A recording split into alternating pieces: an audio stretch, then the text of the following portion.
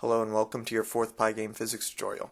In our last tutorial, we had random circles on the screen that moved with random velocity and went off the edges. So in this tutorial, we're going to show you how to make those circles actually bounce off the edges as if it was some kind of boundary. And that gives us the title of this fourth tutorial, which is Boundaries and Bouncing. So, to start us out, we're going to define a new function that is going to be called bounce. This function will basically contain four conditions, the first of which will be checking for when the ball hits the left side of the screen. Now there's nothing about the screen here, we just say when x position is less than size. But what that means is when the position of your circle becomes less than the size of your circle, that means the side of your circle has gone off the left side of the screen. So then we want to update its x position so that it would be as if it had bounced off of that x side. And this is kind of a clever formula in order to do that. You just multiply the size by 2 and subtract its current position. Then we also want to update the velocity.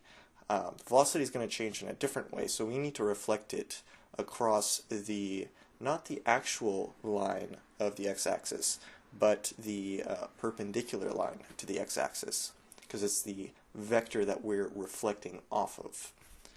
Then we're also going to define a similar thing for when the ball goes off the right side of the screen. Here we actually do need the screen width, and from that we subtract the size of the circle. Similarly here we'll also be updating the x position to act as if it had been bounced off, but we also need to use the screen width here in the same way, subtracted from self size, and update our velocity in the same way that we did before.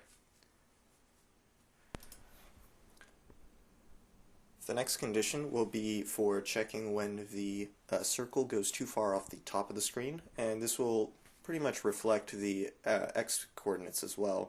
So we'll update the y position based on the size and the previous y position, also velocity. The difference here is going to be the vector that the velocity gets reflected off of. Again, it's going to be perpendicular to the actual y-axis. And then we're going to define what happens when the circle goes too far off the bottom of the screen. Here we'll be using screen height instead of screen width, and y position instead of x position. Again, the vector is going to reflect off of 0, 1 coordinates.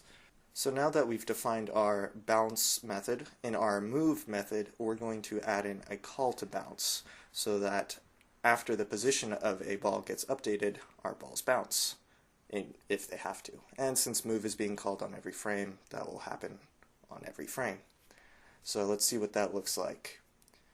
And as you can see, once a ball hits the side, boom, there we go, there was another one. They are bouncing off the edge of the screen. They're just not bouncing off of each other.